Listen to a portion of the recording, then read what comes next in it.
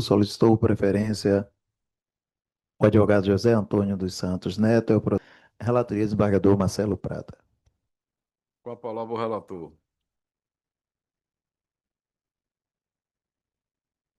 Presidente, do provimento parcial ao recurso interposto pela reclamante para deferir o pedido de pagamento de salários relativos ao período da alta previdenciária e o reconhecimento da incapacidade no âmbito da Justiça Federal, a título de danos materiais observada a prescrição quinquenal. Reformar a sentença para manter o vínculo empregatício entre as partes cujas obrigações ficam suspensas. Condenar a reclamada no pagamento de 15% a título de honorários sobre o valor que é resultado da liquidação da sentença em favor do patrono reclamante. Custas, sucumbência invertida, custas pela reclamada de R$ 800, calculado sobre o valor arbitrado de R$ 40.000. É como voto, presidente. Franqueada a palavra às partes. Bom dia a todos, senhor presidente, ministro relator, desembargador relator, desembargadora relatora, membro do Ministério Público, colegas demais presentes aqui na turma. Eu gosto sempre de chamar a atenção que essa corte é a corte de análise de provas. Aqui nessa instância é onde a gente pode chegar o máximo da análise das provas. E no presente caso, data vênia ao voto do eminente relator, está comprovado, desde a petição inicial, com a documentação que foi conjuntada pela própria reclamante, que a doença que ela está alegando não é de causalidade com a empresa e não ficou demonstrado nos autos nenhuma prova sobre as alegações que ela aponta ali na inicial. Então, vamos recapitular. Ela teve um vínculo iniciado em 2012, se afastou pelo INSS em 2016. A inicial foi, o processo foi ajuizado em 2023. Ela teve alta do INSS em 2018, 2016, me perdoe. Teve um relatório de admissão, readmissão, né? Um aso de retorno em 2017, que foi reconhecido que ela não estava apta para trabalho. Ela aponta na inicial que ela tem transtorno depressivo. Alega também na inicial que esse transtorno depressivo decorre da suposta rotina exaustiva de trabalho. Mas a ata de instrução, a gente consegue perceber que a única testemunha ouvida, ela não prova nada sobre uma jornada exaustiva de trabalho. Ela faz. A testemunha fala que não sabia quantas aulas a reclamante estava na, no CFC. Ela é instrutora de autoescola, dá aula para habilitandos, teriam uma habilitação. A testemunha informou que não sabia quantas aulas ela fazia, não soube informar por que ela foi afastada, não soube informar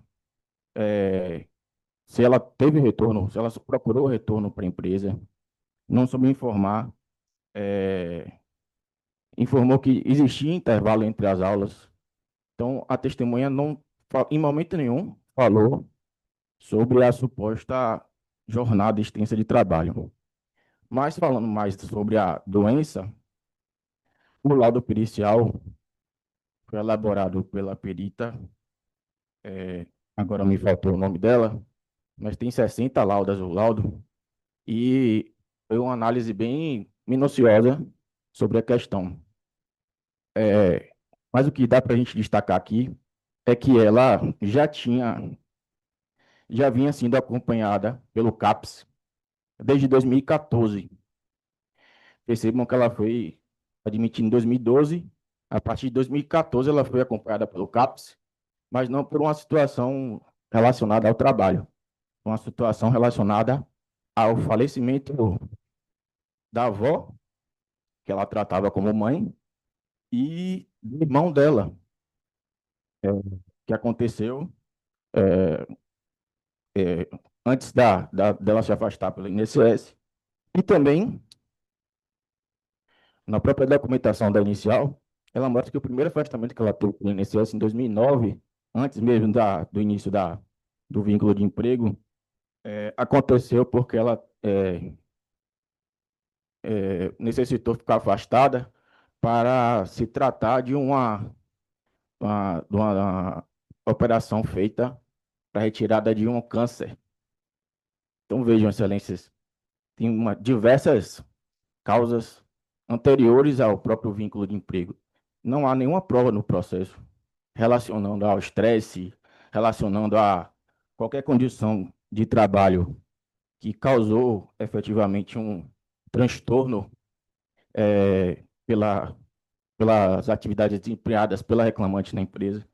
O laudo deixa bem claro que não há uma doença relacionada ao trabalho, e no laudo também a gente consegue perceber que tem uma análise do relatório do CAPES, que aponta lá exatamente o que acabei de relatar, que ela tem uma situação pela perda dos familiares, e tem uma situação ainda mais grave, que ela relata lá no CAPES em 19 de novembro de 2015, isso consta lá no laudo pericial, é, que ela sofreu abuso sexual quando eu tinha 15 anos de idade. Então veja aqui um quadro de saúde que é muito anterior às questões relacionadas à empresa. E, repito, não há nenhuma prova nos autos que confirme que há uma atitude da empresa, mesmo colaborativa, para demonstrar que há uma doença relacionada ao trabalho. Aqui ainda vale pontuar o quesito 5 do laudo pericial, que a perita confirma lá que a perda do familiar é um fator que desencadeia doenças do tipo que a reclamante sofre.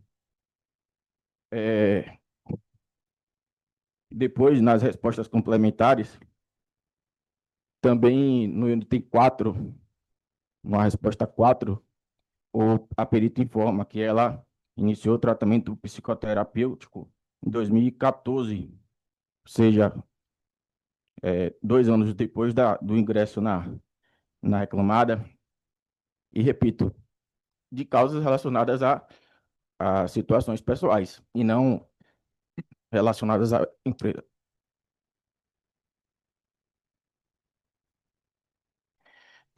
Nós ainda vamos pontuar aqui em relação à consideração do Ministério Público, que aponta lá algumas decisões do INSS, mas que também não observou todo esse contexto probatório. Os laudos que se refere ao Ministério Público são laudos que afirmam que a reclamante não pode trabalhar, mas não diz que não relaciona o afastamento dela, a necessidade do afastamento dela, a permanência, as atividades que ela realizava na empresa. Então, excelências, repito, essa, esse tribunal, esse tribunal é onde a gente encerra a fase de análise de documentação. E a documentação aqui do processo está bem clara no sentido de evidenciar que haviam situações pessoais da reclamante que afastam totalmente a responsabilidade da empresa. E mais, não ficou provado no processo em nenhum momento, seja por documento, seja por voto, seja pelo depoimento da reclamante, que ela sofria essa Consegue uma água, por favor? E também. Esse ar também está muito gelado, gente. Não, é nervosismo mesmo, doutor. Pode ficar tranquilo. É, como eu estava dizendo, não, essa é uma instância de que a gente tem que analisar a prova, é a última instância para a gente analisar a prova. Não há prova de que relacione as doenças que ela sofre com o trabalho e nenhuma prova sobre as alegações que ela afirma que a suposta rotina de trabalho dela que desencadeou esse processo de depressão. Então, Vossa Excelência, essas considerações que eu queria fazer e peço total improcedência da reclamação, mantendo em coluna a decisão de primeira instância. Obrigado. Presidente, perdão, eu gostaria de pedir vista desse processo. Pois não.